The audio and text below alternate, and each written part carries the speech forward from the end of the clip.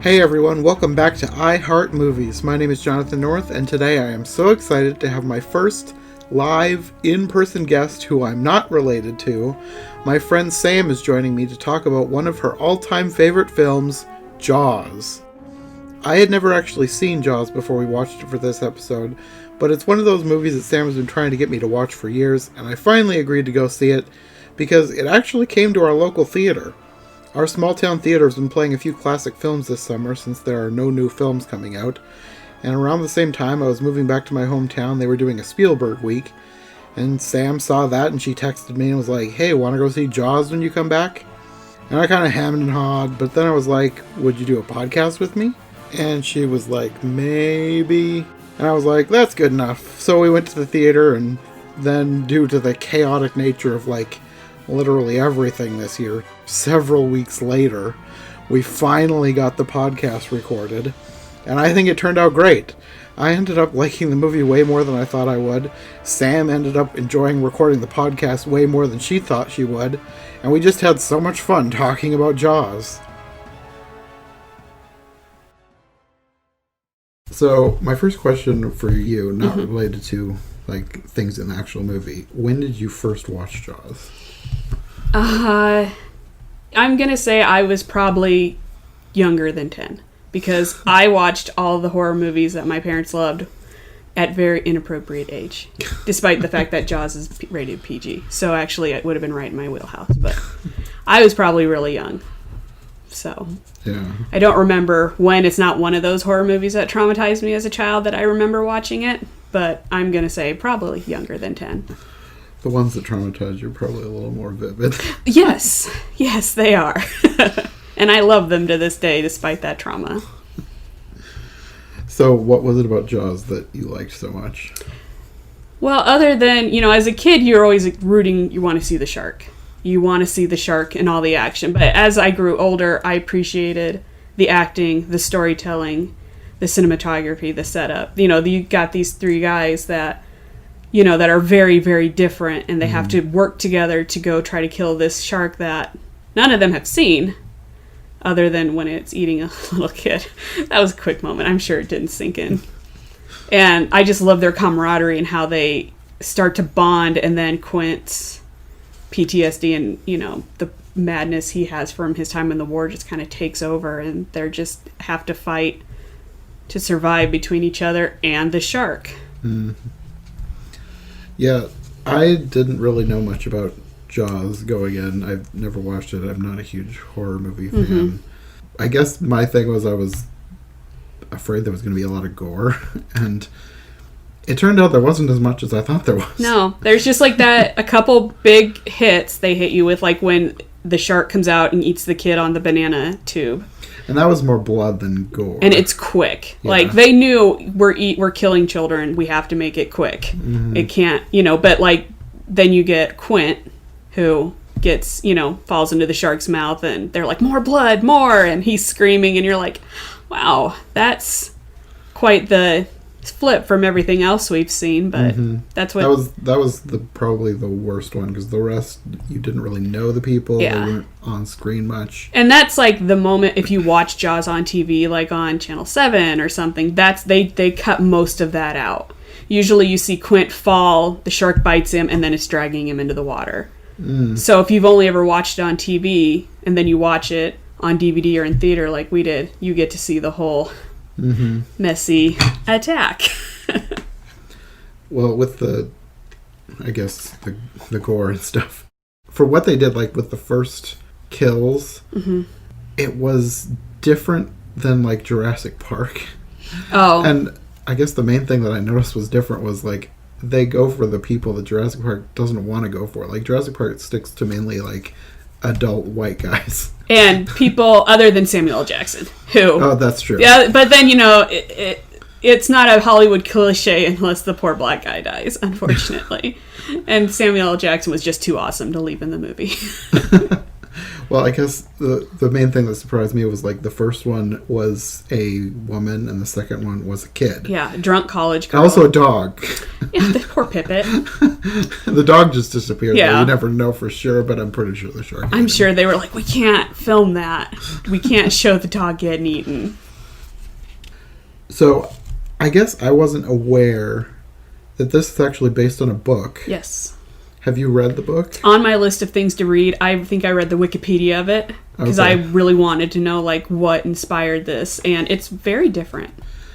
Did you know that the book was sort of inspired by an actual event? Yep, that's because it was a true event I read about, and then I wanted to know about the book. Yeah, I had no idea. Like I think the bulk of my notes that I took were about the true event. Yeah, other than bull Jaws. shark, right, going up the Mississippi.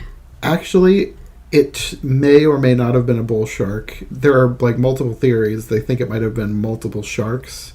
Yeah, it happens every now and then, but there's only a few species of shark that can do salt to freshwater, and great whites aren't one of them. Well, at the time it took place, there was some researchers saying that the conditions with tide and everything could have made it so that a great white shark could have briefly been in that area. But probably got the hell out as soon as he realized, there are no seals here. Probably. What am I supposed to eat? It's However, polluted here. It's disgusting. Around that time, there was a great white shark caught that had human remains in its stomach. Well, you know. And the weird thing was it was caught by a taxidermist and a Barnum and Bailey lion tamer. What the hell? Like, these two friends were just fishing, and they catch this shark. These two fools out there like, let's go shark fishing. Oh, look, a great white. Let's cut it open. And the little Billy Bob from the movie pours out. Now, it wasn't like they could see that it was specifically a person, but they had, like, the bones analyzed. Yeah, probably, you know. Sharks digest very slowly because it's one of those things where you never know where you're going to get your next big meal. And the shark that was eventually killed was 7.5 feet long and 325 pounds. Oh, so he wasn't very big. It was a juvenile. Yeah, I would say that was a little guy, so it's not surprising then that he may have tried to that he ate a person, and we don't know for sure that he even killed that person. He could have, you know, people throw remains into oceans and rivers all the time. That's true. He could have just maybe found a foot and been like, all right, a snack. And another thing that I found interesting was that this wasn't the final shark, but one of the fatalities, witnesses said that it was 9 feet long, and there's like a lot of witnesses. Like even where no fatalities occurred, there was like shark spotting everywhere. And part of me is wondering, were they actually spotting sharks, or were they just freaked out because of all the news stories? Because there was like a literal media storm over this. Well, and look how many people, and I'm not saying it doesn't exist, but look at how many people have seen the Loch Ness Monster. Especially in the height of, oh my God, there's a monster in the loch. Yeah. And, you know, who knows how many people have actually, and a lot of people, I think, do stuff like that for attention. Like, oh, yeah, I saw it. Totally. I saw it. I want my name in the paper. Of this one particular sighting that people said it was definitely 9 feet long, I found it interesting that there was a sea captain there who saw this thing, and he said that it was a Spanish shark, which apparently is a sand tiger shark, because that's where the Wikipedia link led me. And he said it was probably driven out of the Caribbean Sea decades earlier during the Spanish-American War, which is an interesting theory. That is a far-fetched theory. I'm not saying it couldn't happen. Yeah. But my argument with that is a sand tiger shark, they're not known to be aggressive. That was just his theory. So that's hilarious. Like, I bet during this war, this shark was like, screw these guys, I'm going upriver. Like... Yeah, I found that really interesting. That guy, I bet he was a hoot at parties. There was another, like, notable person. I don't know her. There was an actress, Gertrude Hoffman, said that she was almost attacked by one. Oh. And that apparently made news because I guess that'd probably be like Nicole Kidman saying that a shark attacked her. My issue with that, which is just hilarious, is that river is dirty. And there's a lot of... You know how big catfish get? Like, she could have stepped on a giant catfish and been like... That is true. Catfish can be huge. You know, people go noodling and pull those things out. You step on. I've seen videos of that. That's horrifying. Like, you're stupid. Why would you stick your hand in that thing's mouth? And this actress later said that she's pretty sure that it happened, but she said maybe her trouble was for nothing. But she feels like she barely escaped death. What year? Do you know what year this took place? 1916. Oh, she's on drugs. No. That's crazy. I escaped death. I have no proof, and it didn't bite me, but I know I almost died. She's not sure if her trouble was for nothing or if she barely escaped death. Well, you know, she's an actress. Maybe she was working on it. Maybe she needed to have a traumatic moment in a movie. I found it interesting, and I guess this makes sense because the book was like inspired by some of these events, but there was things that happened in the movie that actually happened in real life, like people hunting with dynamite. And people still do that. People putting a bounty on the sharks. It was only $100, but it was apparently $2,300 in today's money. I'd say that's a lot of money in today's time. Yeah. Yeah, they don't hunt for the sharks as much anymore. That kind of has fallen out. You know, because people are like, there's how many sharks out there, and this one surfer got bit, let's go kill it. But they're also really endangered. And most people are going to be like, what good is it going to do to go kill that shark now? Yeah. And apparently there was a lot of sharks captured because of that bounty. It says like hundreds of sharks were captured on the East Coast during that time.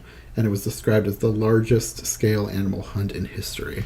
I think these days, like 100,000 sharks are killed annually. So it has something that hasn't really tuned down. And well, people are scared of them. Now they're hunted for shark fin stew and other horrible things.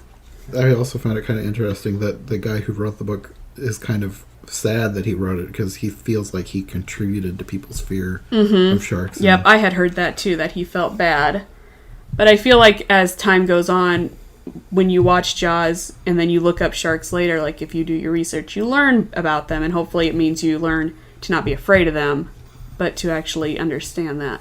Sharks, they're not like that. They're not going to hunt you down. Most sharks, they say, bite people, and they actually spit out whatever they bite, because sharks don't have hands. They can't just go up and slap you with their flipper, like, what's this? So they just bite whatever comes close to them or hit it with their nose. Is that a steal? Let's take a taste. Yeah, that's just it. Is this a surfer on a surfboard, or is it my dinner? Let's just take a bite. Oh, nope. And then they nope right out of there, usually. Not always. One other thing that I found really interesting, apparently before this, not a whole lot was known about sharks, and people like legitimately thought that they were timid and powerless. And because like sharks before this, they weren't like known to attack people, and technically they don't really, but they can inflict damage. But people apparently legitimately thought that they were unable to have the jaw strength to inflict any damage. Oh my. Wow, that's something I didn't know. That's... Yeah, who's going to take a look at a shark and all those teeth and be like, oh, I'm sure he's fine. Apparently people had to like rewrite some science text because of that. I suppose that does make sense, though. If you're not in there doing the research and going down in there and making a shark bite something so you can see what his jaw strength is, then you're not going to know. Well, I guess we could talk about the actual movie now. I found it really interesting that Jaws is like, it's considered like the father of the summer blockbuster. Yep, it's the first one, I think. Yeah, the first big high concept film. Yep, Star Wars came right after it, but Jaws was the first like actual blockbuster movie. And now people need their big summer blockbusters every year. Yep, my mom went and saw Jaws when it came out. Okay. And the part where the head comes out of the ship, where I was waiting to see if you would jump, she said she jumped out of her seat and almost ran out of the theater. It scared her and her friends so bad. You know what? I was rewatching this on double speed so I could take notes. And when it got to that part, I jumped, even though I knew it was coming. I still jumped. Well, it's a good suspenseful moment. They're building the moment. You don't think there's going to be a head. You're thinking the shark's going to pop up or his eyeball's going to, like, wink at... You don't think there's going to be a dead guy peeking out of a Yeah, you don't think porthole. some head with a crab in its eye is going to Oh, I didn't even notice a crab. Oh yeah, a little fella comes crawling out of his eyeball, and you're just like, oh. Yeah, I did not notice that. I just saw a guy peeking out of the porthole. Mm-hmm. So I guess the biggest thing for me about this movie was finding out that it wasn't like at all what I thought it was.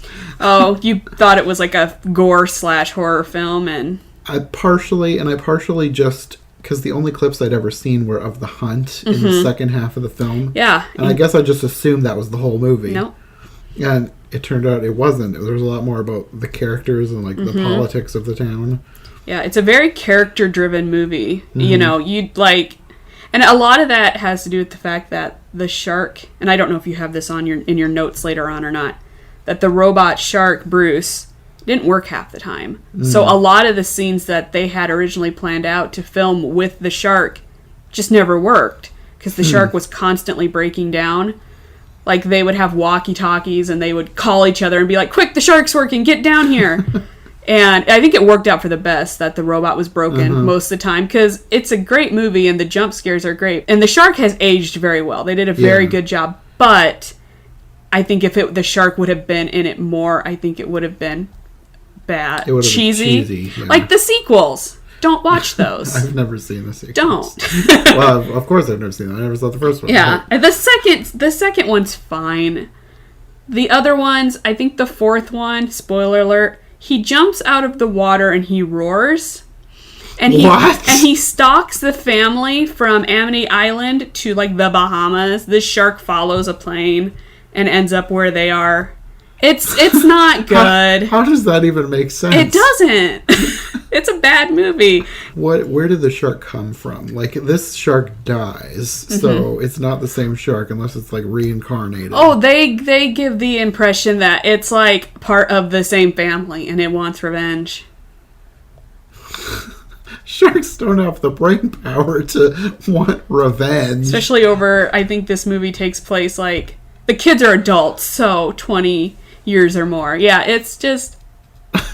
Okay. It gets to the ridiculous. That's why I said that if they had the original shark in the movie more, it may have been just a little cheesier. Yeah. Because, you're like, oh, that looks cool. And then the more you see it, you're like, okay, that's just a big fake robot shark. Yeah, you can kind of tell, but it's still fine. And it's like, brief. Yeah, if the movie is good enough, you can forgive a lot of cheesy effects. Well, and plus the moments when you actually start to see the shark, the tension and the suspense are so high, and you're so invested in these three already that the idea that here comes the shark, who's going to make it out alive, that you feel for these guys. You don't want them to die, and when you do see the shark in the brief moments, you're like, how are we going to kill it? It's big, and it's scary, and it's eating their boat. Maybe this is not the best example for you, depending on how you feel about the movie, but like the movie Signs. Oh, I love that movie. Okay, good. I love that movie, too. I love that movie. But the alien is hardly ever seen, and I feel like that works out for the best. And then you see him at the end, and all tension and suspense just fall out of your butt, and you're like, oh... I appreciate the alien more now when I rewatch it. I appreciate that it like camouflages, and I appreciate that it's the same one from the earlier when he cut the fingers off. So watching it a few more times, I appreciate the alien more, but definitely the ending though, when you see it, you're like, it's nothing like the earlier scene where the little Mexican kids are yelling and it comes out from behind the bush. And you're like, holy shit. Like, oh my god, that's so scary because it's so quick. And like the hand comes out, you can tell it's a kind of a fake hand, but it's so quick and it's scary and you're like, oh my god, that's not a human hand. What is it? And then the end comes and he beats him with the baseball bat and the water falls on him and I'm like, water, really? Maybe it's because I hadn't seen a whole lot of scary movies at that point, but I liked the end and it worked for me. So yeah, I saw it in theater with a friend and I just remember being like just terrified the whole time because you live in a town that's surrounded on four sides by cornfields. You're like, oh my god, I have to go home to this, and then thankfully the end happens and you're like, okay, it's not quite as scary anymore. But it still is scary, and then you get that soundtrack in your head, kind of like Jaws. It's got that great soundtrack, and you're like, I don't think I could listen to this just at home, just cleaning house, you know. I think I bought the soundtrack to Signs. I'm surprised I don't have it, actually, because it is a very good soundtrack. Yeah. So is Jaws, actually. Yeah. Jaws is like one of those iconic soundtracks. Iconic. Like you hear it and you're like, I know exactly what even though this I'd never seen Jaws, I knew what it was. Everybody knows the theme from Jaws. You know, and like it's just a funny theme too, because like when they're chasing the shark or the shark's chasing them, the music that plays is not the suspenseful music you would think. It's like this high uplifting, very different type of music, but somehow it still works because the moment things get serious, the soundtrack changes or it stops altogether. Yes, that was something I was going to mention. The soundtrack stops sometimes. Yeah. And like the big attack on the beach scene, there's like no music. No. And I thought that was great. Yeah, the scenes are so much better because you don't need a soundtrack to build tension once the moment is happening. Yeah. Like when Quint is, you know, being eaten or whatever, there's no music. There's no sound. It's just him because you don't need that distraction. Yeah. Because you're focused on the horrible moment in front of you. Like, sorry, Quint. Yeah. That moment you've been dreading since your ship went down is right here upon you. Yeah. The choices they made with the music, either to have it or not, was very good. Who was the composer? John Williams. Yeah, I was going to say, it's that guy that wins all the Oscars, as he should, John Williams. I think probably the reason that I am more familiar with the soundtrack is because my mom had a John Williams CD that had like all the big themes. The best hits or like the greatest hits of John Williams. I mean, I probably still would have known it without that soundtrack, but like John Williams, I like grew up with his music, even though I didn't see half the movies. I was going to say, I don't think you saw half the movies. You should have been like, well, come on, Mom, you let me listen to the Jaws theme. Let's watch Jaws. It's PG. Parental guidance. It's fine. Yeah. PG-13 won't come out until 70s. later. Yeah. I remember getting a PG movie from the library and being traumatized. Oh, was it Temple of Doom? No, it was Invasion of the Body Snatchers. Oh, wow. Yeah, I was do like, it. oh, this is a cool sci-fi movie.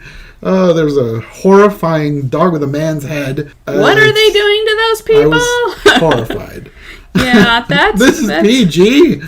Yeah, you can thank Gremlins and Temple of Doom. They inspired the PG-13 rating. Because Invasion of the Body Snatchers would have. I think that probably wasn't marketed towards children, but Indiana Jones and the Temple of Doom was. Oh, that makes sense. And so was Gremlins because they conveniently just left the Gremlins, except for Gizmo, out of the advertising. That's kind of like a horrifying bait and switch. It is. It's like, let's go watch the movie with this cute little Furby. Oh dear, what the hell is happening? It's like, people aren't mad. Yeah. And I recently rewatched Temple of Doom, and I'm like, wow, this is bloodier than I thought it was. I mean, so is Raiders with the melting zombies, but Temple of Doom, it steps it up. It's got some moments where you're like, yeah, this should not be PG. Children should not be watching this. Even though you watched a lot of things. I did. I watched R-rated movies. I was a rebel as a child. You're like one of those do as I say, not as I do people. Yeah, like I watched Alien when I was 5. But you shouldn't. Wait, small child, until you're older to appreciate it. Yeah, I still haven't brought myself to watch Alien. Wait till it comes back to theater. We'll go see that next.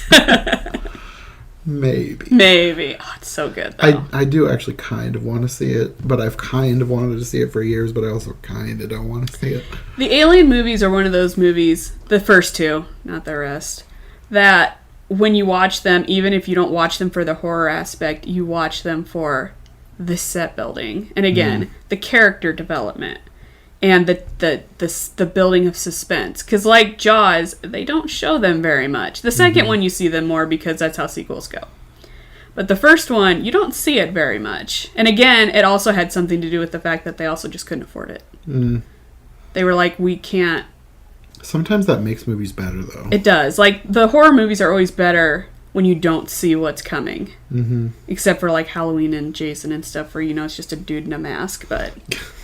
it's like most movies with monsters, the build-up to that moment is usually better than, with some exceptions, but... But with Jurassic Park, I need to see those dinosaurs. Yeah, Jurassic Park is one where you're like, I want to see dinosaurs right now, and like Pacific Rim. Like, I want to see giant kaiju, and I want them right now. That's the point of the movie. And they're like 11 minutes in, they're like, oh, we got you, don't worry, here's a kaiju. And you're like, yay! Let's suppose we should get back to Jonas. I'll say back on subject. I have ADD, I tend to wander. That's fine, I don't mind tangents. I used to cut all tangents out, now I keep a bunch of them. You're like, this is gold, keeping this in. I think one of my favorite scenes is the quiet moment when Brody is eating supper, or he's not eating because he's got some issues. And his little boy is mimicking him. Yeah. That scene, and I normally don't care for quiet moments like that in movies, but that scene is just so endearing. Because his little, his son's trying to cheer up his dad, and he wants to be like his dad, so he's like, mimicking the hand movements and like when they take a drink and stuff. And then, then here comes Hooper with the wine, and he gets Brody drunk enough to go out on a boat. That part was kind of weird because it's just like he invited himself to dinner. It was like, anybody eating this? I know. I think at that point maybe he had a hotel room, maybe he didn't. The place was probably sold out. He's probably like, I haven't eaten since I got here. I'm just gonna help myself. You're not eating it, so.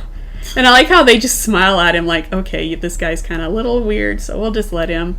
It's fine. It's all good. One thing that I noticed, and it's multiple things, but it's one thing, was how very 70s this movie was. Very 70s. I guess I don't know why I didn't expect that, because it was made in the 70s. But, like, every time you turned around, there's something else that was so very 70s. They're smoking in the hospital, Smoking everywhere. Like, everyone is smoking. Yes. It's like, nowadays, like, only bad people smoke. But like, everybody is smoking in this like movie. The rebellious teenager, Yeah. Also, the hair. Hair was so very 70s. The cars. Long-haired teenage guys. Yep. Like, you almost never see that. And the way it was, like, styled. Yeah, like, they took pride in their manes. They made their hair look good. Yeah, these days, if a guy has long hair, it's just, like, in a man bun. But these were, like, styled teenage guys' hair. They had, like, the flowing locks, and they were like, we're going to attract some ladies with our manes of hair, The one that stood out to me the most was like he was either a nurse or a doctor in the hospital, and he just had like perfectly styled long hair. Yeah, they're like, just do your hair like you do every day, Bob, and come into work. You look great.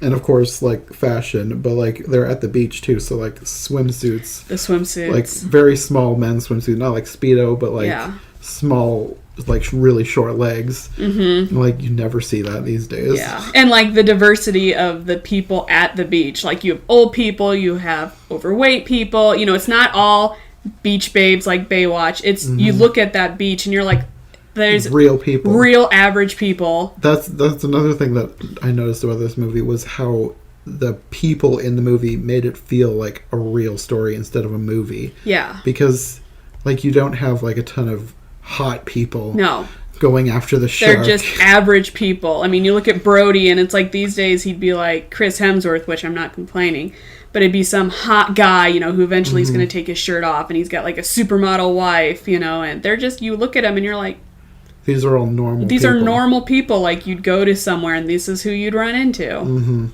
And I didn't recognize anybody, I don't think. Like, I recognized the name Richard Dreyfuss, and I probably would, I've probably seen something else with him in it, but he was like the only name that I recognized. I didn't recognize the other actors. Oh. Like, even by name. Like, a lot of times I'll hear a name and I'll recognize the name even if I don't recognize the face. Yeah. He was the only one, and I didn't recognize his face either. The one I'm most familiar with is the main character, whose name I can't remember suddenly. I wrote it down. Roy Scheider? Roy Schneider. Because he was in Sequest. Right? Okay. I'm going to Google that real quick. And I grew up watching all the sci-fi movies. Because why not go on from Jaws and be in a show about a submarine that talks to dolphins? Yeah, he was in Sequest. He was the main guy. Okay. And so that's who I was most familiar with. Roy Scheider was being in Sequest, and I always just thought it was funny that you were on Jaws and you hunted sharks, and now you're on Sequest, which was a great sci-fi show during the 90s.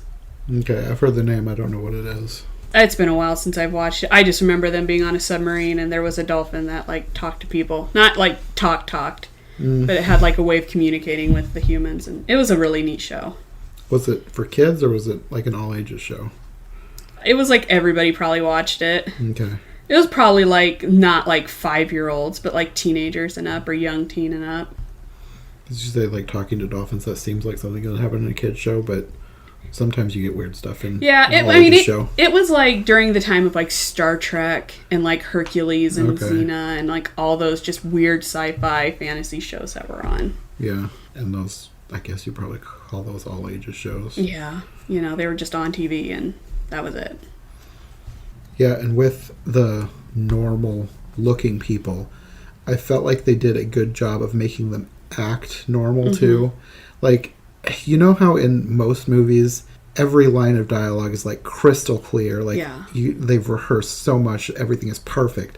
Like, you had people like stumbling over their words, repeating lines, and I don't know if that was like a blooper that they left in or they did it on purpose, but either way, it just made the movie feel so much more real. They feel like real people. Yeah. Like they were character-driven people. Yeah. Like the scene in the boat where they're singing and they're comparing scars. That's one of the best scenes in the whole movie is when they're comparing scars because it's so real. Yeah, they feel like real people. Yeah. Being weird together. Yeah, and there's like no zoom in on their faces when they're talking. You know, it's just a wide shot. And That's something I didn't even consider was the shots. There isn't a whole lot of like. There's the one like iconic zoom in. The zoom in that I've seen like even before I'd seen Jaws. Yeah, that Spielberg zoom in. Yeah, but other than that, you don't have like a whole lot of facial close-ups. You know, because they're not banking on this movie making money because everybody's attractive and perfect and they want you to see their face. It's more like, look at these people and the characters, their development. They're real people. And plus, I don't think they did a lot of close-ups back then. I don't think cameras and stuff were quite ready for the full HD close-up of a human where you can see every pore in their skin. That's true, but do you actually want that? No. One of the Twilight movies was all close-ups of the face, and I'm like, what is happening? Zoom out. Zoom out. That's another series I've never seen. Don't watch it. That's one of those that I've said that I probably won't ever watch unless somebody really wants to do a podcast, then I probably would do it for a podcast. If you get stuck in another quarantine and you can't leave your house for 2 months, you'll finally cave and watch Twilight. And then you'll regret. If I get stuck in my house in a quarantine, I probably would watch ones that I actually really wanted to watch. I would hope so. I guess one thing that we should talk about is something that it's kind of become weirdly relevant these days, and maybe you haven't seen this, but like on Twitter, like for a while, all I was seeing was people comparing like governors to the mayor in Jaws. Yep. Yeah. And that was my first clue that maybe Jaws is about more than what I thought it was about. Yeah. Because this is before we went to the theater to see it. And I guess that maybe would be one reason why I was a little more inclined to see it, because I was a little more curious now.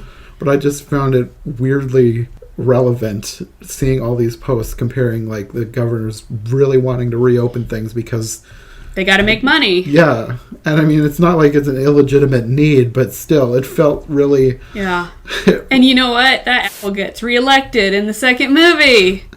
He doesn't get kicked out of office. He gets reelected. He's back in. I mean, that seems par for the course in politics. It does. Especially you look at these days, like when I first watched Jaws, and I think a lot of people felt this way when you first watched Jaws before 2020 or 2019 or whatever, is you're like, there's no way they'd open the beaches. Everybody saw that little kid get eaten. They all saw it. They know what's going on. There's no way that the government would, or the local powers would allow the beach to be open to make money. Now you're like, yeah. Yeah, they would. Yeah, they would. They would. And they would reelect him, too. The call of the dollars. Yeah. It's like little Timmy got ate in front of 50 people, but we're still going to reelect you, Gov, because you did a good job. I'm glad I'm not the one that has to make those decisions. Because I would be forever questioning myself if I made the right one. Well, and then it's the conflict, too, between Brody and the governor, because Brody's like, no, we have to close the beaches. We have to find out what's going on. We have to figure out where the shark is. Is it coming back? We have to hire people to help us. And they're like, no, we're not going to close the beaches. We'll cause a panic. And there is no shark. It was a boating accident. You know, they make the coroner change his story. Originally, it's a shark attack. And then he's like, oh, no, it was a boating accident. It totally was. That was something that really annoyed me, and I think it's supposed to. Yes, it's supposed to. The fact that Brody wanted to close the beach, the mayor forced him to not close the beach, and then the grieving mother slaps him. She slaps him. Thinking it's his fault, and nobody ever corrects her. No. That's just annoyed me so much. Yeah, and I think that's how you're supposed to feel. Like, the blame is getting put on the wrong person. Yeah. Because what's he going to do? Turn around and say, hey, it's not me, it's the governor, but he's not going to do that. You can't say that because then that makes you just seem like a jerk, too. Yeah, and this grieving mom just had her kid die. You're not going to yell at her or be mean to her because it's like, she's grieving. Her kid is dead. Got ate by a shark. Yeah. You're just going to just be like, okay, I'm sorry. We're going to fix it. Hopefully, a few years down the line, she finds out the truth and then goes after the mayor. Well, considering he got reelected. Fan fiction. Yeah. I was like, considering he gets reelected, I doubt it. But yeah, I'm sure there's a fanfic out there that could probably help you with it. One scene that stood out to me. It was very weird. It was the scene after they've reopened the beach after the kid had died. And nobody's going in the water. And the mayor makes one of his, I don't know, underlings.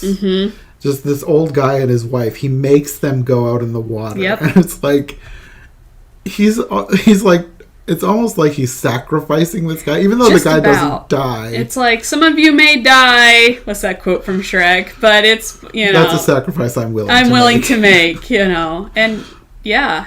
And that guy brings his kids out with him. Yeah, because the mayor forced him. And the mayor has this big suit on, and he's not going in the water. He ain't going. And he even says later on, after him and Brody get into it about when that little boy was killed, he even says, my children were on that beach. But it's like, but did your kids go in the water? You didn't force your children into the water when you think it's perfectly safe. You're making other people go out there and test the waters first. Yeah. And what kills me in that scene is everybody's afraid to go into the water, but they're all at the beach anyway. I mean, I understand you want to... It's probably what they did. It's the 70s. What else are you going to do? But it's like, don't make them go into the water. Yeah, it was just a weird scene, the way that played out. And it also seemed really weird that as soon as the old couple went in the water... Like, oh, it must be safe. Everybody's going to go in. That herd mentality. It's like, oh, they went. Let's all go. True. And it also kind of shows the power that the mayor holds over other people. That he can literally just say, you need to get up and get in the water.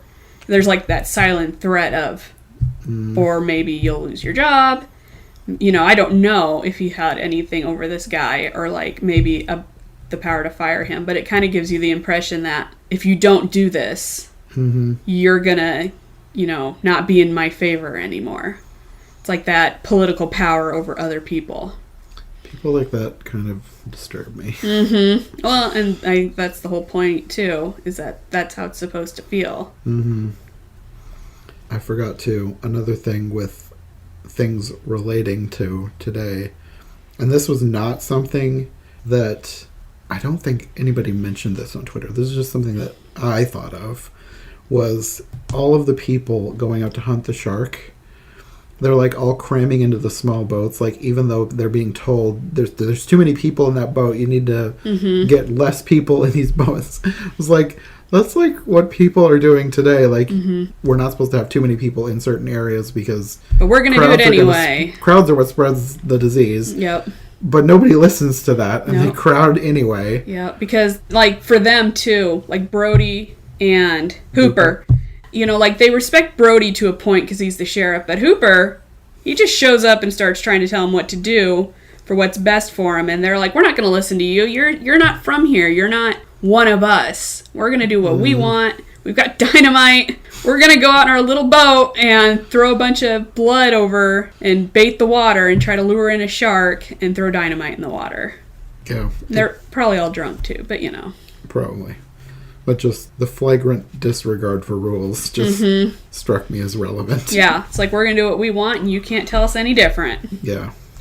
Meanwhile, you got Quint at a distance watching them and just laughing. He's just like, whatever, guys. Do what you gotta do. Well, I guess we could talk about the last part of the movie, since that's the part that I thought the whole movie was. Right. What's pretty much advertised whenever you see it is the whole thing at the end.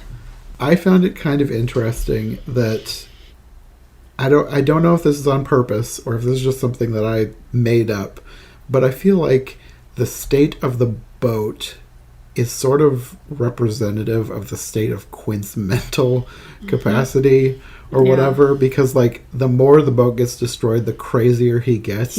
It's true, yeah. It's a very good observation that, because Quint appears stable when you meet him. Everybody just thinks he's just a local nut. Yeah. He's a local shark hunter, but nobody knows that much about him, because when he talks about being on the USS, that ship that went down, nobody knew that. And he appears on the outside that he's a little off, but he knows his stuff. But then, as the ship starts to fall apart, so does his mentality, and you got to wonder, is it him breaking? Is it like his PTSD from his time in the war? Or is it just a symbol of his struggling mental health? Because he's got problems, that's evident. Because, back then, they didn't probably even know what PTSD was. No, probably not. There was no treatment for that, and he just kind of secluded himself from everybody and did his own thing for years. And was literally chasing down his nightmares from what happened to him and the other people, what he had to witness. It was kind of like he had a death wish the whole time, but he just didn't know. He didn't purposely try to kill himself, but he put himself in situations where he could very well have been killed. Yeah. One other thing from those last scenes. I feel like when I saw it in the theater, I thought maybe I was just seeing things. But then when I was watching it again to make notes, there are comets shooting through the sky. Yeah. Did that happen, or did they add them in later? The first comet you see when they're on the boat is real. And I think they added the other ones in. Okay. Because the first one, I know maybe two of them, because I think do you see three maybe? I saw at least two. I think, okay, so there's two. I know the first one when they show them, they're looking up on the boat and behind them you see the falling star. I know that one was genuine. The other one may have been as well. I don't know if they had the digital power to add that in back then. They could have drawn it too. But I know for sure the first one was, because they were like, oh yeah, look at that. Great. First take. Yeah, I saw that in the theater. I was like, did I just see that? And then when I watched it again, I was like, is that supposed to mean something, or did that genuinely happen? They filmed a lot out on the water. Okay. So that I think pretty sure that first one was actually so it was just a happy cool accident thing that they caught and decided to add in. And I know they said that kind of thing, Spielberg started to add them a lot into other movies, I've heard. I don't pay enough attention to other movies to notice, but that he was just like so taken back by it that it's been done in other movies too. Okay. Interesting. Yeah, I thought it was a cool touch. And you can tell it's real, that it's on that old film. It's not like digitally added in, because because they always make shooting stars in other movies look different than how they actually look, like if you ever have actually seen one. Well, it was so quick that I feel like they could have gotten away with drawing it in if somebody was a good enough artist. Yeah. Because it's like just a few frames is all you need. But yeah, it was just a cool thing that I noticed. So the final scenes, I can't remember, what was Hooper going down with? He had a gun. Was it like a tranq dart, or? That part's always kind of confused me. He has a chemical that if he can stab the shark in the mouth, he can poison it and kill it. Okay. But the whole point is that he can't get the needle through the shark's skin from the surface, so he needs to get him in the mouth. But then he's got that spear gun, and it's like, where's the needle? Is the needle in the spear gun? Because you could hit him from the surface with that and get through his skin. He had the needle on the end of the gun, I think, because they had a cork on the end of it. Yeah. So he didn't accidentally hit himself, I guess. Don't stab yourself with the deadly chemical. But I always just thought that was kind of weird because they have no problem getting the barrels to stick to the shark. Yeah, no, they shot him with those harpoons, and the harpoons went right through. Yeah, so. And I would think that... I always get a little kind of confused at that part, too, especially when he's like, I'm going to stick him in the mouth with this. But then I'm like, how are you going to maneuver in this little cage? Which ends up being the problem. He can't. Mm-hmm. You know, the shark comes up behind him. Well, the cage just seemed like a bad idea, too. It was because the shark was already destroying the boat. Yeah. So... And it's already mad, so... And... Yeah, it was a bad idea because the shark just bites right through. Mm-hmm. So yeah, the shark ain't having that. Mm-mm. But I was glad to see that he didn't die because he was probably maybe one of my favorite characters. So I thought he did get bit. Yeah, there was blood. I thought. I don't know if it's blood or if it's just a lot of bubbles because that scene you can tell they went out with a shark cage and it's a real shark.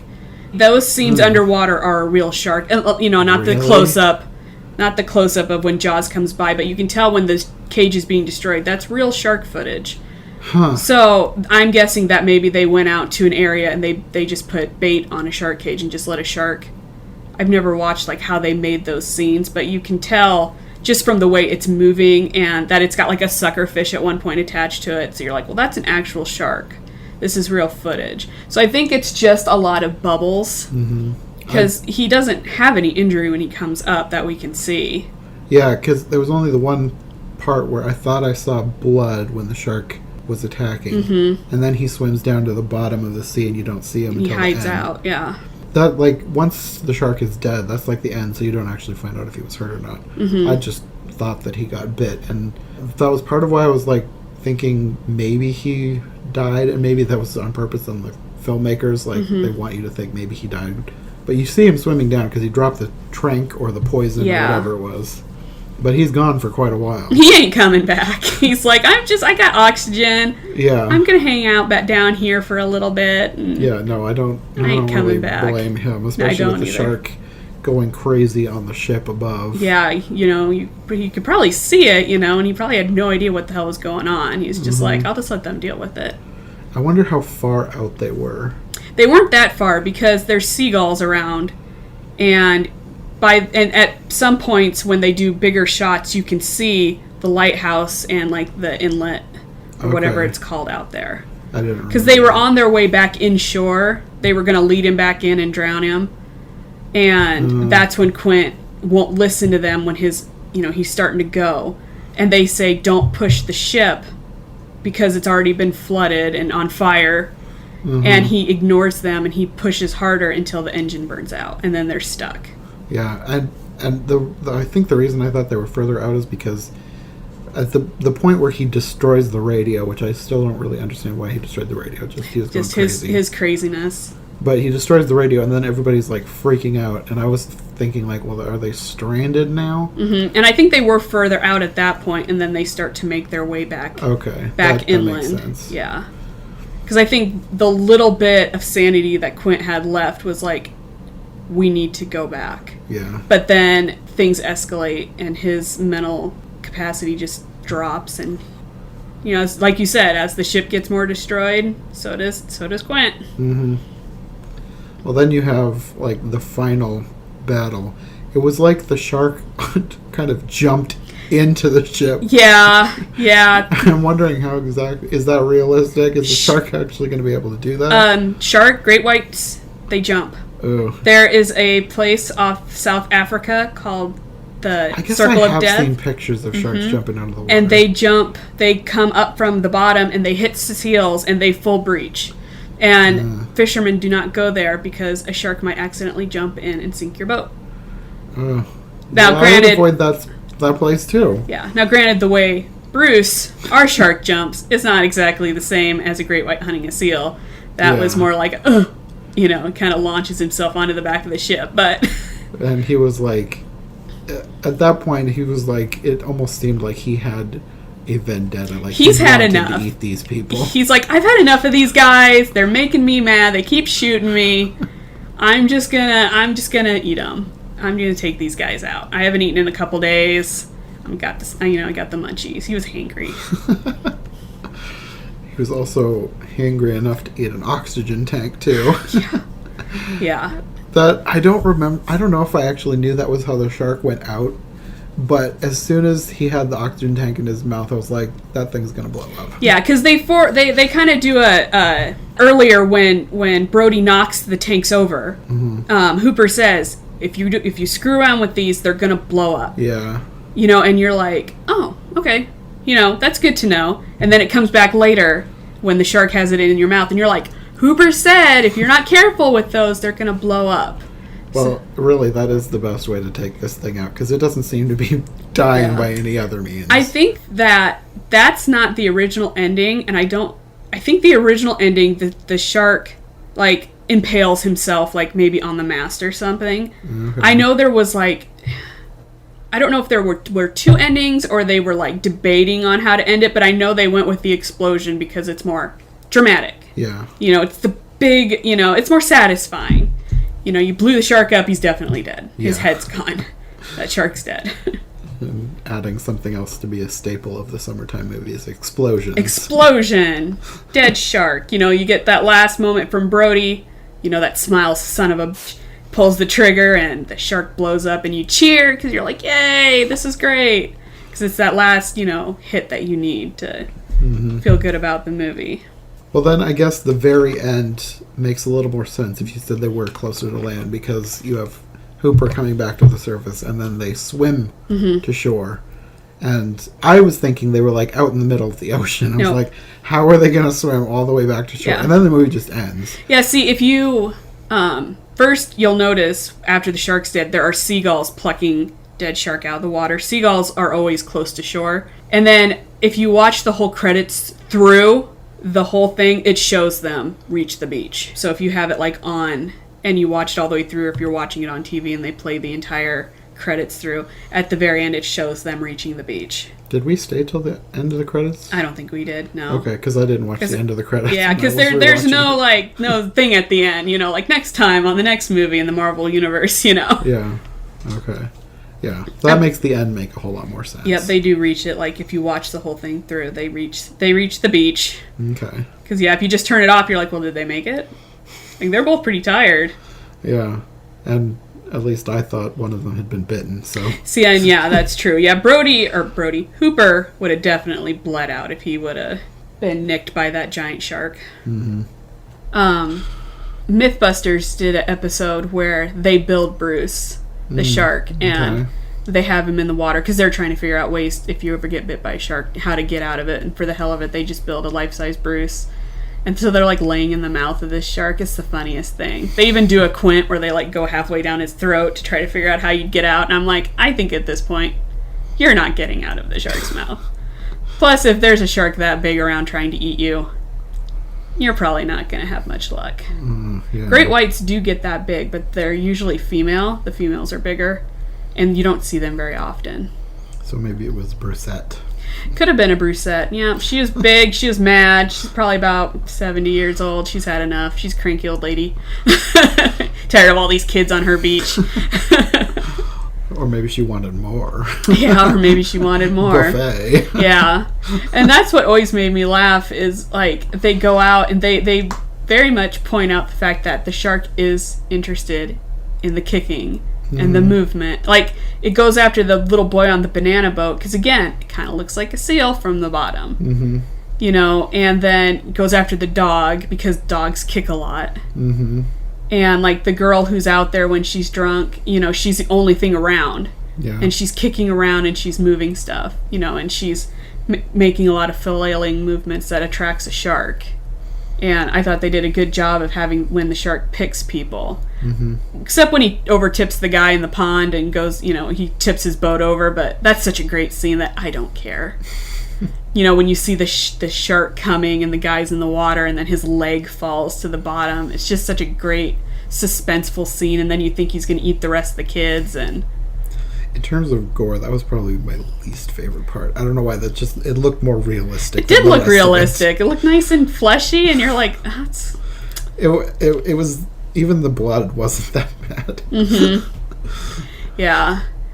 They did a really good job, but everything they had to do, and this is what these early movies had to do, is there was no CGI. Mm-hmm. They filmed a lot of it out on the ocean, and you can tell when they're not. You can tell the green screen, but they do such a good job cutting in between that. It doesn't pull you out of the movie. It's not like nowadays where you watch some movies and you're like, all the CGI in the world, and I can still tell. Even when you can't tell, you can still kind of tell. Yeah, you can still. It's kind of like when you watch, what's the term, when the Uncanny Valley. Yeah. You know, and you're looking at it and you know it's fake because your brain's telling you that doesn't exist. Kind of like there are moments in Avatar where you're like, I know this isn't real, but that looks real. Mm-hmm. But when you watch some shows like Jaws, Jurassic Park, Alien, Predator, it's real because it's really there. You can reach out and you can touch it.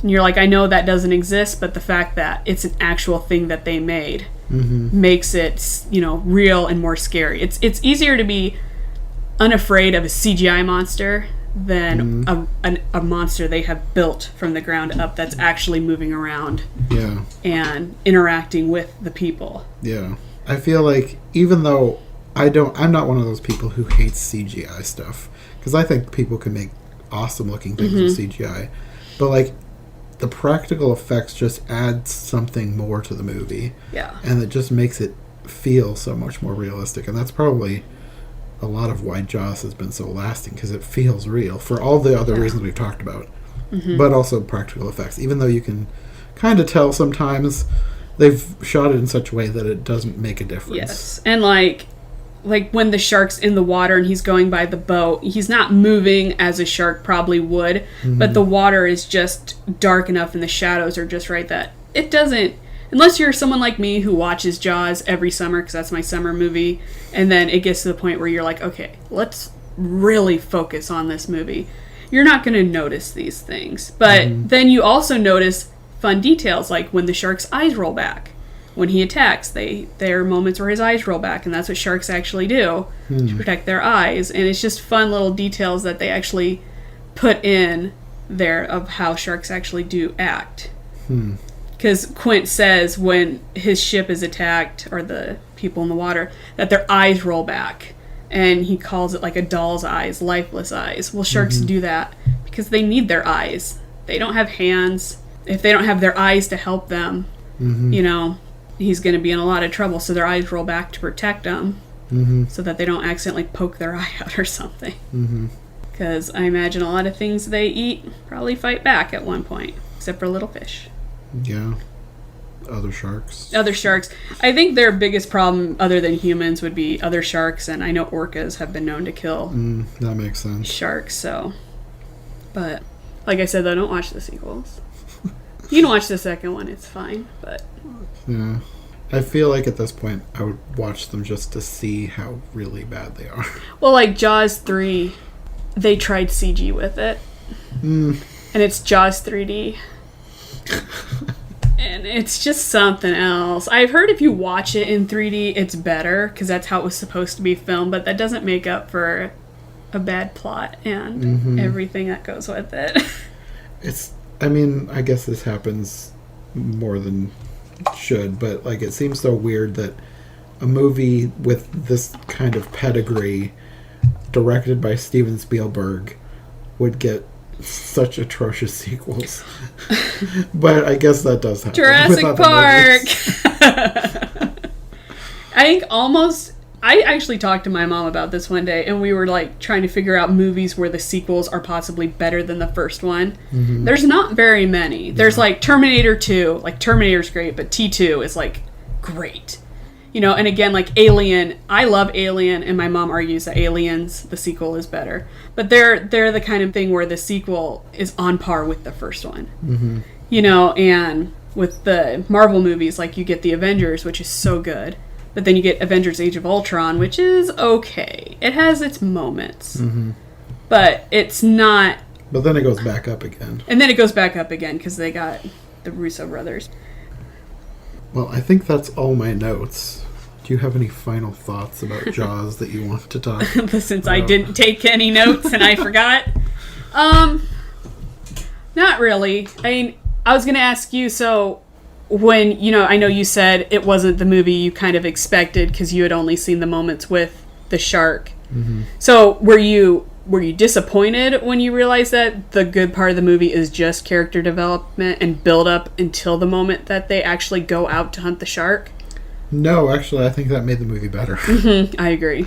The fact that you don't actually see much of the shark until the end, that really helps build the suspense. And then all the character development, it actually makes the movie, I guess, worth watching. Because you root for them. You don't want them to die. Yeah. You're like, I don't want these guys to get eaten by this shark because we've learned so much about him. Even Quint, who is a little off his rocker, and if you ran into that guy somewhere, you'd be like, I'm going the other way. I would avoid him. I would avoid him, but then you learn more about him and, like, what he went through. I always liked that piece of, historical, because that actually happened. That's a real thing, what he went through on that ship when it sank. Okay. And the sharks picking people off. It was a very horrible thing. And I just always appreciated that they gave him a reason for why he is the way he is. He's not just a nut. Mm-hmm. He's not just some crazy guy who goes out and hunts sharks because he can. Mm-hmm. He's doing this because of what he went through. And it's probably the only thing he can do. Mm-hmm. He's just kind of like a hermit on the ocean who just goes out and tries to probably get revenge for all those people he lost in his own crazy way. Yeah. Did Jaws end up being everything that the hype plays it up to be? Like, did you think it's worth that first blockbuster, movie ever? Yeah. It wasn't like a standard blockbuster by today's metric, I guess, with all the explosions and spaceships and whatever else they put into them. But for a first blockbuster, yeah, it was good. Mm-hmm. Yeah, I actually liked it.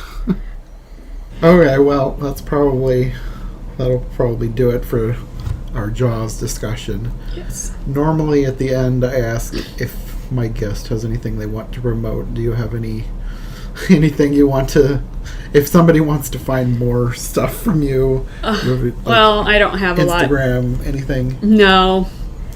No. I just wear a mask, social distance. So you don't end up being like the mayor in Jaws. Yeah, don't vote for the mayor in Jaws.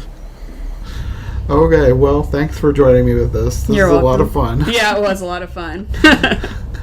And maybe we'll see you next time. Yeah, we'll see what happens. We'll see how this goes. Okay, see you later. Bye. Thank you so much to Sam for joining me on this episode of I Heart Movies. Hopefully one of these days we'll find another movie we can do a podcast on. We always have such a great time talking about movies and stuff just in real life, so it was so much fun to channel that into a podcast. In the meantime, next time on the show we are finally going to get into the Latin American Disney series that I've been talking about since, like, May. I think it was May when I said that was what was coming next, but then 2020 just got in the way, and it was delayed. Sarah and I actually recorded these episodes back in January, so it's high time they got released. So we'll see you next time when we'll be talking about Saludos Amigos on another episode of the Disney Movie Marathon on I Heart Movies. Thanks for listening.